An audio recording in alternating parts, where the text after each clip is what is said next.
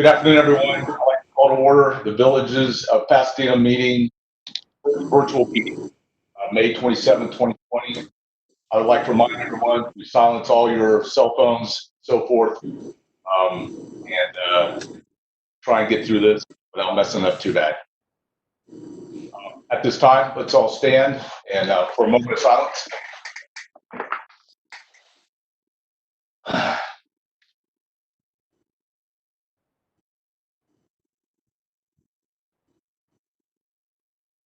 Let's have the Pledge of Allegiance.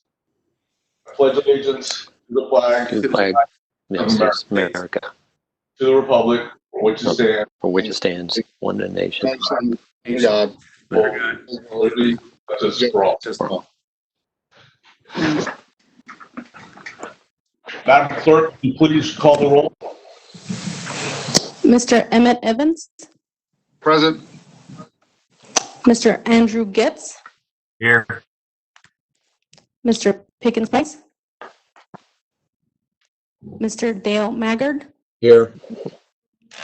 Mr. Andrew Pittman, Here. Mr. Mark Philman, Here. Chairman Paul Nora. Here. Uh-oh, just lost everybody. Hang on. Man, where'd you go? Where'd you go? We can hear you. Don't worry about it. Yeah. We see you. We can hear you. Okay, good.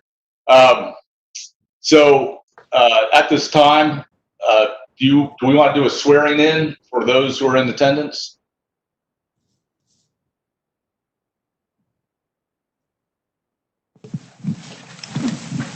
Mark, just remember it.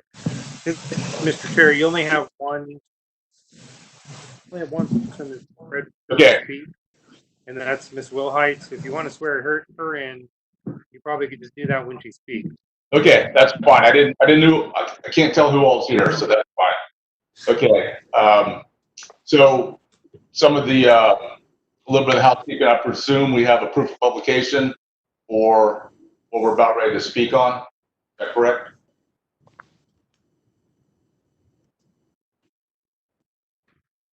Yes. No. Sorry, do apologize. We're having some technical difficulties. The clerk says yes, we have a quorum. Let me go check her mic real quick. That's good. Okay, very good. Anything on the consent agenda? So let's go ahead and start the public hearing on the, I guess it's P1, the conditional request. So Barbara. Okay, wait.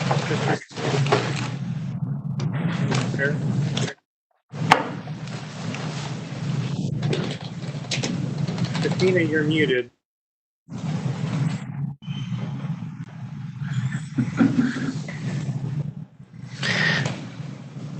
She's appearing unmuted, but for whatever reason, we can't hear her. Christina, you're muted. Oh, sorry. Christina's, there you go. Christina, now talk. Okay, we're good now. Can you hear me okay? Christina? I'm not sure why I'm not muted. So we're going to start with the presentation, and then the applicant will speak on the item as well. Good afternoon. I'm Christina Acosta from Planning and Development. The application before you today is PDD 20-CU23 for the sale of alcoholic beverages, beer, wine, and liquor, package sales, and on-premises consumption. This is in conjunction with the operation of a business center in an MPUD. This application is from CKB Development LLC for the Watergrass Promenade Business Center. It is located at the southeast and northeast corners of the intersection of Overpass Road and Curly Road. So just a quick look at the MPUD zoning, the boundaries. This is the future land use map showing the PD future land use. And here is the aerial of the site showing the access from Overpass Road and Curly Road.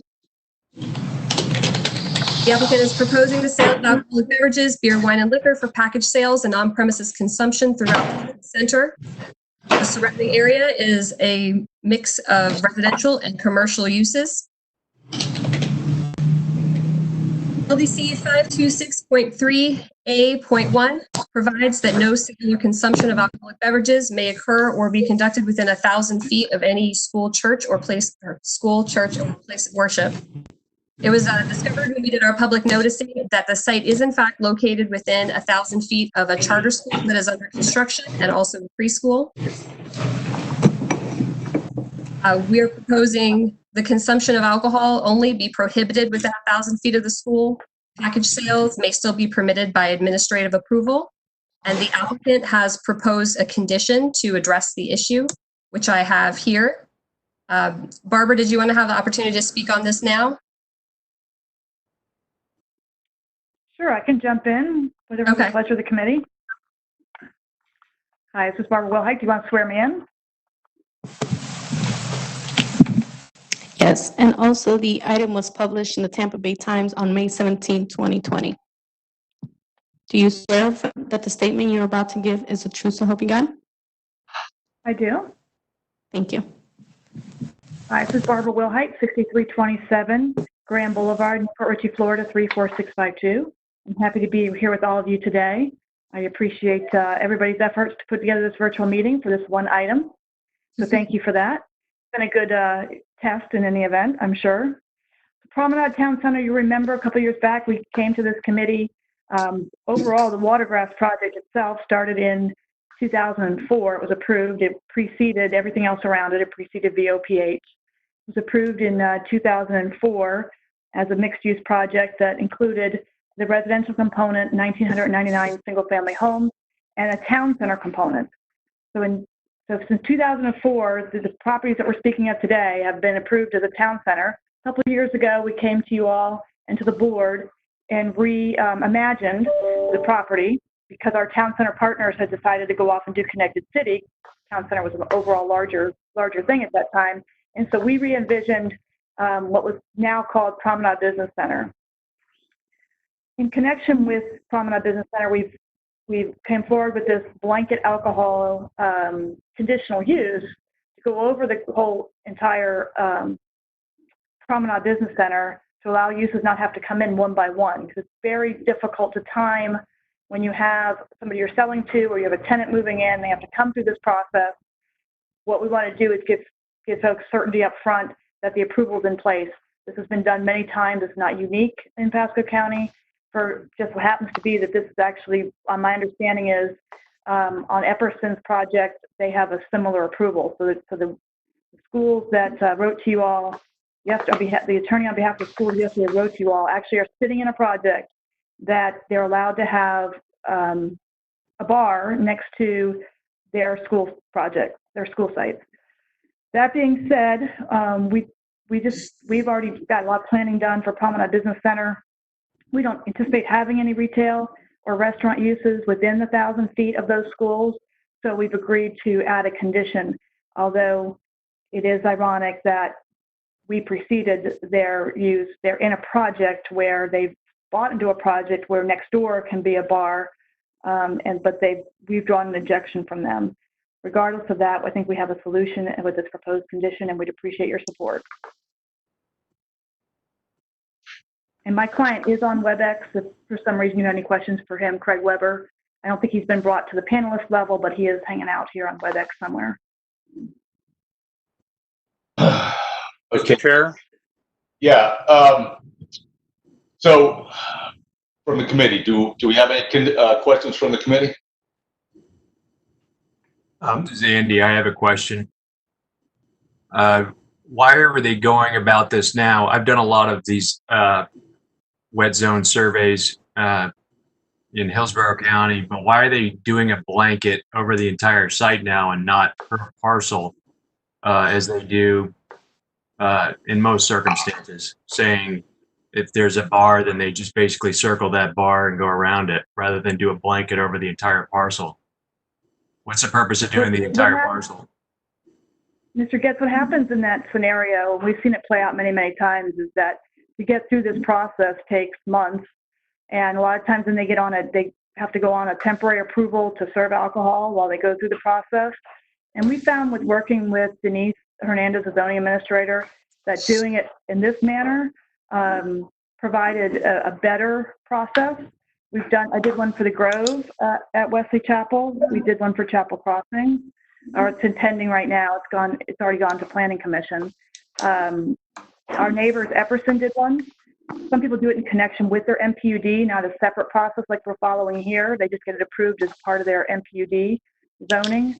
So it just has worked better for staff and for the ultimate businesses to have it done up front.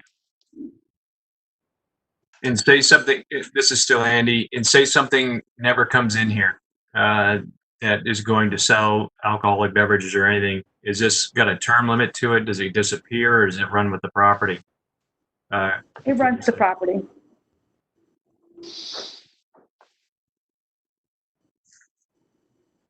Andy, any more? Not at this time. Okay. No. This is Drew. I'm sorry, if Mark's got a question, go ahead. No, I did not. Okay. So this is Drew Pittman. Is staff in support of this condition as it's written? Yes, we are in support as it is written. As of right now, they would still have to come in if they were doing a package sales. It would still be permitted by administrative approval. The board has directed us in the past to try to streamline these as much as possible. So we're trying to do the blanket conditional uses rather than come in one at a time for each project. And probably sometime in the near future, we'll be moving away from public hearings for alcohol applications altogether. So as Barbara stated, we've done quite a few of these through the Planning Commission and board recently. Just a way to expedite and streamline the process. Thank you. Mr. Chair, Yes.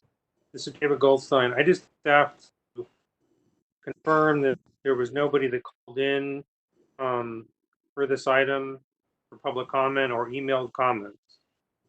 And nobody did. You understand, David?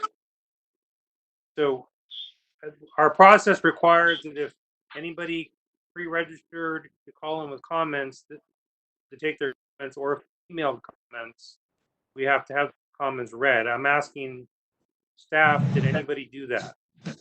Yes. Yeah, we provided. Yes, they did, David, and no one signed up. We did have one email comment that was received, and it was distributed to the committee beforehand. Is that Gina Carbano? Is that the one? That is correct. Albanaro? But she didn't ask that be read in the record, correct? She did not ask for it to be read into the record, and she did not register for the meeting. Okay, thank you. Yeah. Dale, Emmett, any Yeah. comment? Paul, one question, and I'm new to this.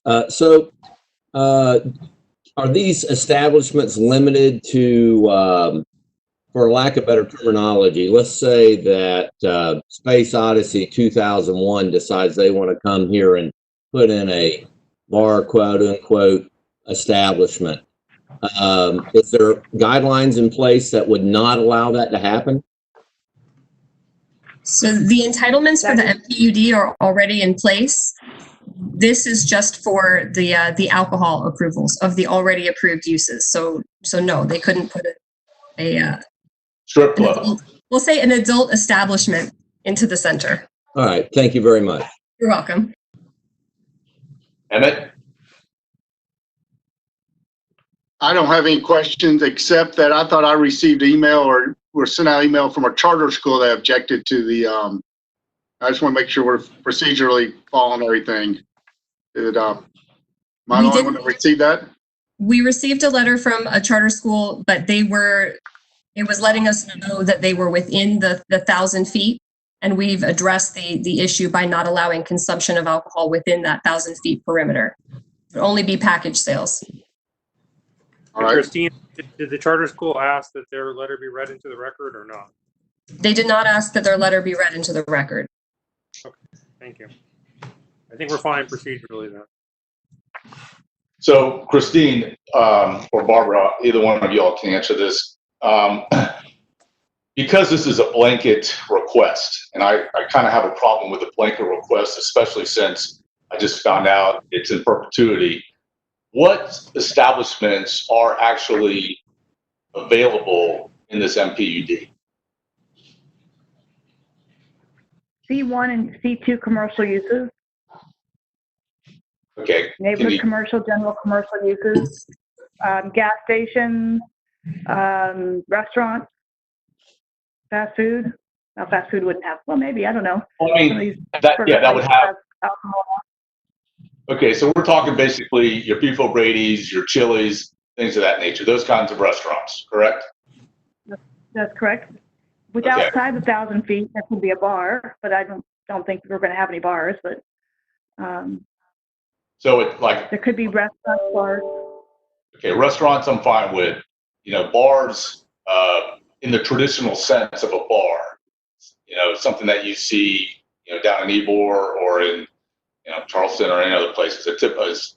That is also allowed outside the 1,000 feet area within this MPUD. Is that correct? Correct. In the C1 and as a C1 and C2 zoning, just like I have here. Many of them in downtown Newport Richey across from me. There's Ordinance 1 who sells beer. Yeah. Right. Okay. Okay. So adult clubs and things of that nature are not allowed. Okay. So this is my take on it. I don't have a problem with alcoholic use in that manner. The problem that I have is that it is a blanket use for future. Nobody knows what the future is. Also, it's also in perpetuity. So those are the two issues that I have. If you came to us, and I can understand the expedition of it, I get all that. But we're also talking about right in the middle of, you know, a lot of homes and a lot of schools. And that's why I would like to be, in order for me to support this, I would like to have a little bit more clarification on exactly what is going in. So Epperson, our adjacent property has the same approval. But I mean, so I'm kind of just surprised that the board's approved this for other projects. Planning Commission just recommended approval of one last week. They all felt like what we were proposing was appropriate. You've heard staff tell you that they intend on taking this process to being administrative because there aren't any issues that have come up other than the 1,000 feet issue. So I'm trying to follow what you want to accomplish. Well, like I just said, I mean, if we had some type of clarity on what exactly is going in. Now, that's my viewpoint. Fortunately, What don't you want to see, Mr. Sonora? What don't you want to see? Is Ordinance 1 okay? Is Cody River okay? Is Chili's okay? Well, yeah, that's what I just said. That's what I'm saying, Barbara, is that Wawa okay? I just stated all those things are fine, but what you're saying is that it's going along with the property in the long term. Okay, that's the only thing. Who's to say somebody may want to come back later and make a change?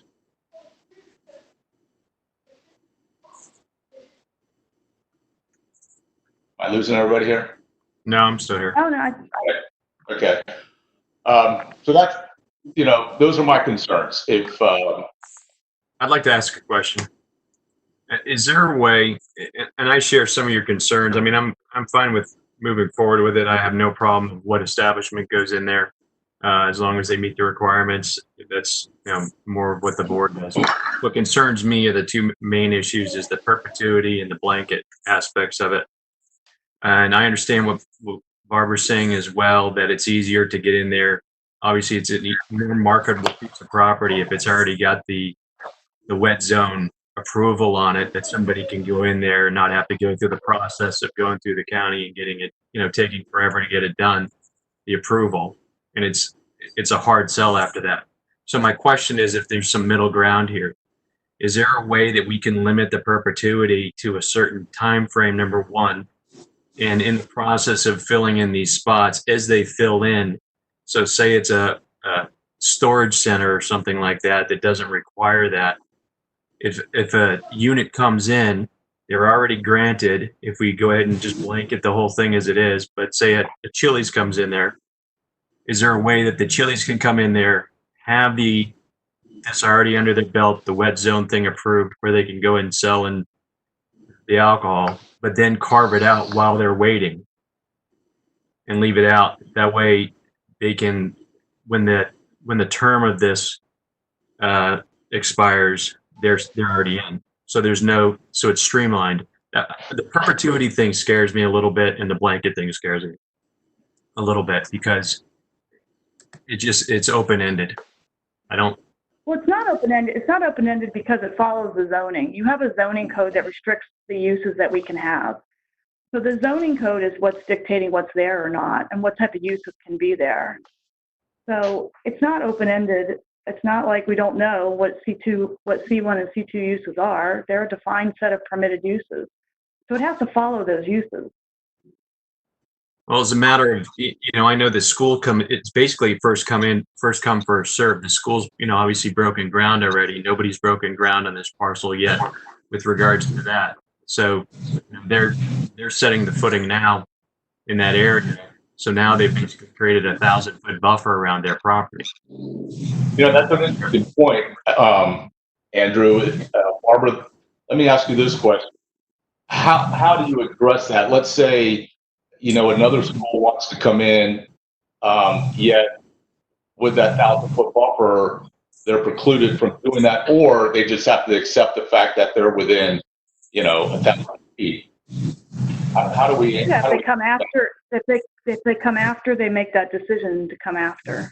But I also want to let you know that the board does have a process to feet. So we could be asking for a waiver of the 1,000 feet, which has been approved over and over and over, many, many different times. So this project has no basis to be treated differently from other projects. This project doesn't have any unique characteristics to it.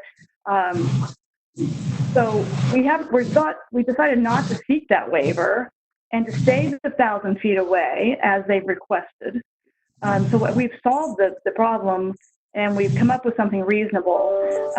We certainly could pursue a waiver of the 1,000 feet, and it's only reviewed by the Board of County Commissioners. But we thought what we were coming up with was something reasonable. Mr. Chairman, I'd like to speak. Yes, please.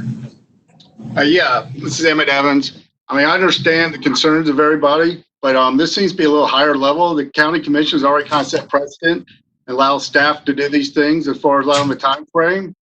And we can vote it down because everybody's right, but they're meeting all the requirements and the staff has been directed to allow these type things. So I'm not sure what we're arguing. We're trying to reset policy that's already been established somewhere else. Well, that's a great point. It's not the first time we've run into that situation. That's fine. You want to. I think the concerns are, and this is probably as Emmett mentioned, a bigger deal, and that is, the in perpetuity and the overall blanket use. I personally have a problem with that, but that's just me. So that being the case, if there's no more comment from the committee. I would like to say one more thing. Sure. Mark Philman. I don't know if the staff there did get what we talked about last time, the 402.4J, where you can read a little bit about that to clear up some of this stuff, the section 2A through J or something like that, if that would help anything. You've already got that in there as one of your conditions. Yes, so I'd be happy to go over the condition for you. The one standard condition that we include with this is our ability to revoke the conditional use. So can you see it on the screen now? Is it you're able to read it? Yes. Okay. And so here are some of the reasons: annoyance to the community, injurious to the health, safe, welfare of the community or the public, tends to corrupt the manners and morals of the public or of the community, attracts vagrants, habitually intoxicated individuals. So you can read, there's a pretty long list of reasons that we could revoke it if it became a problem in the future. Okay. Well, that's my problem. I thought that might help if you put that out there for them. I appreciate that, Mark, because that was helpful. yeah. Thank you. Yeah. Oh, this is Dale. Can I ask Barbara a question? Go ahead.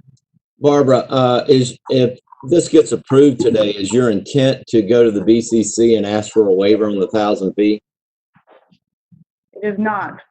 We're agreeing to a condition instead of going to seek the waiver. Then I would like to make a motion to approve. Second, this is Drew. Thank you, Drew. All right. We'll go ahead and call that. I prefer to do it by rolls or as opposed to hands, seeing how we're on this. So Yeah, can I get a clarification? Can I get a clarification on the motion? Does that include with the revised condition? Yes. Yes, sir. Yes, sir. And so does the second. Yes. Okay. Ernie, do you want to, or David, do you want to call each individual commissioner for an aye or nay? Actually, the clerk will do it. I didn't hear that. Mr. Emmett Evans, I vote yes. Mr. Andrew Getz, I vote yes. Mr. Dale Maggard, Yes. Mr. Andrew Pittman, Yes. Mr. Mark Philman, Yes. Chairman Paul Fenora. Yes. Okay, very good. Motion passes unanimously. I want to thank Mark for that, because by shedding light on that, that certainly eased all of the issues that I had, especially in the long term.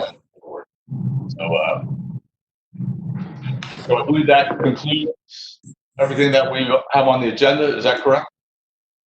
Yes. Okay. Is there any other comment? Nope. Okay. Arnie, thank you for setting this up. Barbara, thank you for your time and your patience with all of us. And this time I call this meeting adjourned. Okay, and we'll see you on June 17th, virtual. What? We gotta talk about that, Ernie. Yeah, there's another virtual coming up in about 3 weeks. You'll get the invites tomorrow morning. Are we doing the practice, Ernie? Or are we just going into it full boat? We're looking for that high-speed internet around here somewhere. All right, thank you, everybody. Signing off. Thank you. Have a good day. Good seeing you. Bye-bye.